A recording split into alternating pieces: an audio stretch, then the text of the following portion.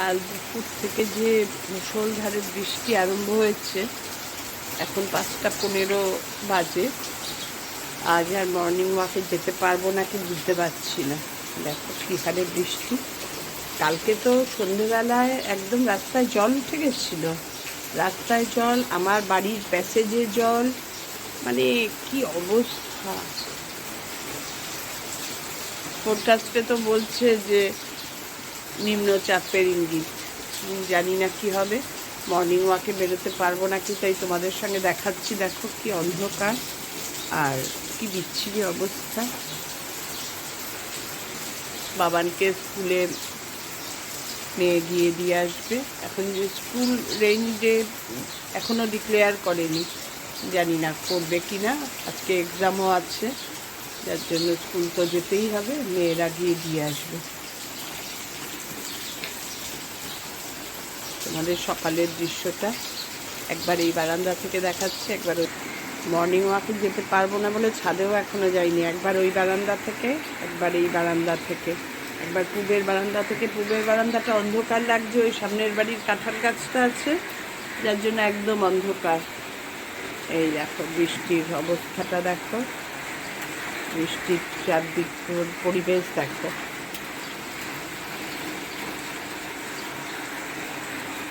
জানি না মর্নিং ওয়াকে বেরোতে পারবো নাকি। না বেরোলে মনটা ছটফট ছটফট করছে, অর্ধেক রেডি হয়ে দাঁড়িয়ে আছি।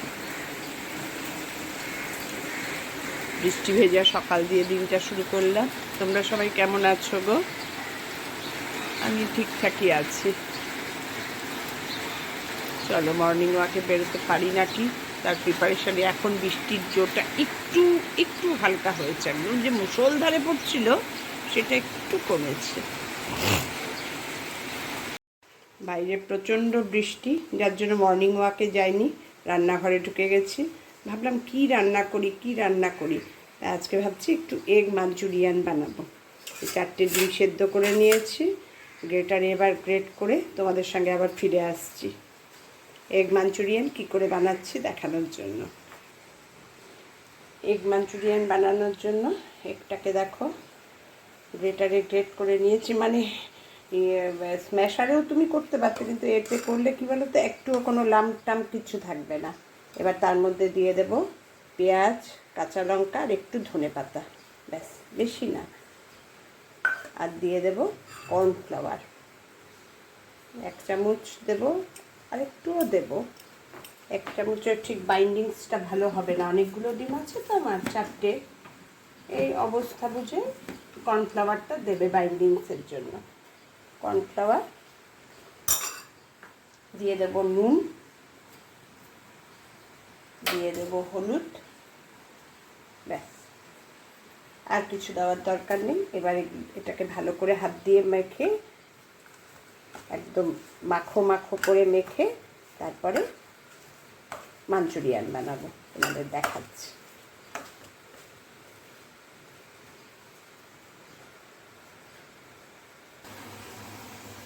মাঞ্চুরিয়ান শেপ করে নিয়েছি, এই 4টে ডিম দিয়ে আমার এই কটা হয়েছে। এবার একটু কড়া করে এগুলো ভেজে নেব, বেশ মুচমুচে করে ভেজে তারপরে প্রসেসিং করছি।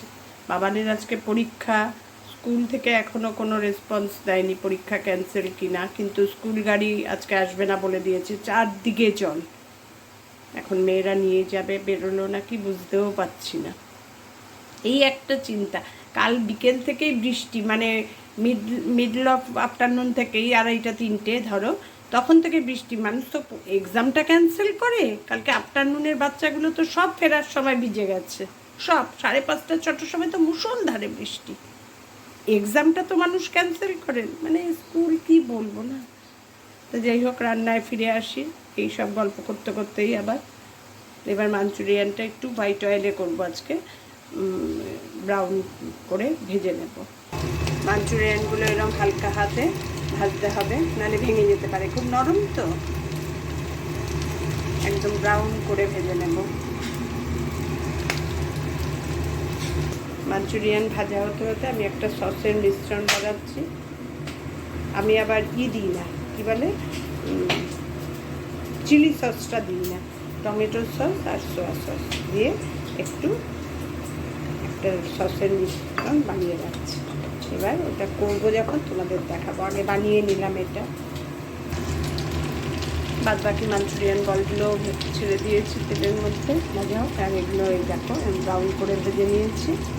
এবার গ্রেভিটা যখন বানাবো তোমাদের দেখাচ্ছি। এগ মাঞ্চুরিয়ানের জন্য সব বলগুলো ভাজা হয়ে গেছে। এবার এগ মাঞ্চুরিয়ানটা আমি আজকে একটু অন্যভাবে করব। কীভাবে করব? ডিমের সঙ্গে দুটো আলু আমি সেদ্ধ করে রেখেছি। আলুগুলো দেখো এরকম ছোট ছোট করে কেটে নিয়েছি। আর এমন সেদ্ধ করতে হবে যে একদম গলেও যাবে না, আবার নরমও হবে না, একদম মানে আর শক্তও থাকবে না, এরকম টাইপের করে। আর ছোট ছোট করে করে নিয়েছি, দারুণ লাগে খেতে এইভাবে বানালে। এইবার ওই গরম তেলের মধ্যে আলুগুলো আগে দিয়ে দেবো। আলুগুলো একটু ভাজা ভাজা হবে।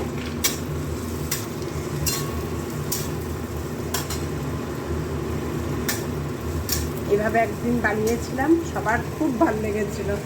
তাহলে এইটাই করি আজকে। ছোট ছোট করে আলুগুলো আগে একটু ভেজে নেব। আলুগুলো ভাজা হতে হতে এর মধ্যে পেঁয়াজ আর রসুন কুচো কুচো করে রেখেছি এই মেশিনটার মধ্যে। তাতে কি হয় বলো তো, মানে বাটাও দরকার হয় না, আর মানে নিজেরও হাতে কাটতে হয় না। আমি তো কাটার মাছ কাটতাই। সমস্ত রকম চপিং জিনিসই আমার কাছে আছে, যেহেতু আমি ভালো কাটতে পারি না। এবার পেঁয়াজ আর রসুনটা ভালো করে একটু ভাজা ভাজা হবে। ক্যাপসিকাম থাকলে ক্যাপসিকাম দিতাম, ক্যাপসিকাম নেই, এই ক্যাপসিকাম আর দিচ্ছি না। আর এবার যেই দেখবো একটু ভাজা ভাজা হয়ে গেছে, তার উপর সসটা দিয়ে দেবো, দেখাচ্ছি তোমাকে। পেঁয়াজ রসুন আলুটা ভাজা হতে হতে এর মধ্যে দিয়ে দিয়েছি 2-3টে কাঁচা লঙ্কার টুকরো আর ধনে পাতা, ওটা দেখাতে ভুলে গেলাম। এবার তার মধ্যে দিয়ে দেবো নুন। নুনটা একটু অল্প করেই দেবো, কারণ সস টস আছে তো। আর মাঞ্চুরিয়ানগুলোর মধ্যেও নুন দিয়েছি। আর দিয়ে দেবো কাশ্মীরি লঙ্কার একটু কালার হওয়ার জন্য, ব্যাস। এবার সব একসঙ্গে একটু ভাজা ভাজা হয়ে গেছে মোটামুটি। এবার সসের মিশ্রণটা ঢেলে দেবো।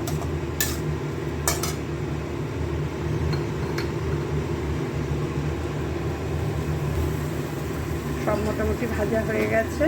এবার এর মধ্যে দিয়ে দেবো সসের মিশ্রণটা, টমেটো সস আর সোয়া সস দিয়ে নাড়িয়ে টাড়িয়ে সব মাঞ্চুরিয়ানগুলো ঢেলে দেবো। খুব ঝোল হবে না, মাখো মাখো টাইপের হবে, এর জন্য খুব একটা দিয়ে একটু নাড়িয়ে চাড়িয়ে নামিয়ে নেব। এগুলোর মধ্যে সব মানে একটু যাতে মাখো মাখো হয়, তাতেই হয়ে গেল আমাদের এগ মাঞ্চুরিয়ান। তোমাদের কেমন লাগলো জানিও। এটা আমার রান্নার তালিকা। আলু দেওয়াটা কিন্তু মাঞ্চুরিয়ানে থাকে না, এটা আমি করি। বৃষ্টির দিনের রান্না আজকে শেষ করলাম রান্না। এটা আমার মাঞ্চুরিয়ানের ফাইনাল লুকটা তোমাদের একটু দেখালাম। দেখো কি ইয়াম্মি হয়েছে না দেখতে, খেতেও খুব ভালো হয়। একদম ঘরোয়া পদ্ধতি, কোনো শেপ না। ক্যাপসিকাম গাজর থাকলে আরেকটু ভালো হতো, ওগুলো ছিল না, এমনিই করেছি।